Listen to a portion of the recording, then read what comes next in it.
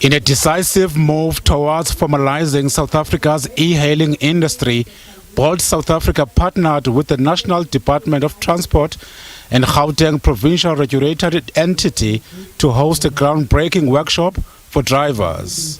The session focused on the newly amended National Land Transport Act, a major step in recognizing e-hailing under national transport law.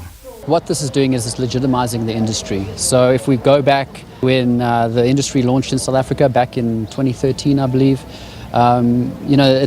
we've never been recognized as an official mode of transport in South Africa. So first and foremost, what this is doing is it's legitimizing all these operators you see here to be an official mode of transport in South Africa, so they can finally operate legally with the other players that we have in the market. So I think in simple terms, it's giving them that right to now be, hey, listen, we matter, and we want to provide a public transport legally. Key topics included licensing, compliance, and how regulation can create a safer, more professional e-hailing environment. Branding or markings in the vehicle.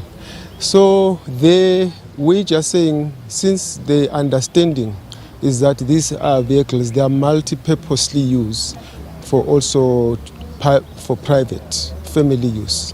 So then they can just have a sticker on the side of the front doors that will say maybe e-hailing service, and then the details of the driver. This requirement is not just for the e-hailers, but it's for all public transport modes. Like you can see the minibus taxi, they always have the details of the owner or the driver in front of the doors of the vehicle, you see, and then have that flag in the middle, and then with the tail that sort of pull the colors of the flag all the way towards the back. So it's a similar requirement. It's not like then they who are treating them maybe differently from the rest. Yes. For drivers, it's a chance to be heard and to get answers. Without having a proper operating guidance in terms of the regulations. So the industry has been actually frustrated by not understanding that how they adapt and how they welcoming this kind of technology, even though they understand that times are changing. But the thing is, without having to have guidance in terms of the law, the industry has been actually frustrated about that. Obviously, the drivers, then as they drive, picking up and dropping off, also they were not guided by any law, so they were only guided by the app. Then you will find that there were some loopholes in a way they operate, and they make mistakes, and then they find themselves being in a space where they're not supposed to be.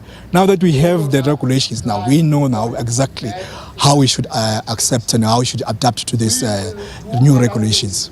Bringing laws like these to life requires work behind the scenes too. There's a lot of work that was involved. If you look at the e-hailing regulations, the e-hailing regulations is a combination of transport, technology, and ICT, communications. That is why if you look at the requirements, they include compliance with RICA, they include compliance with type approvals as regulated.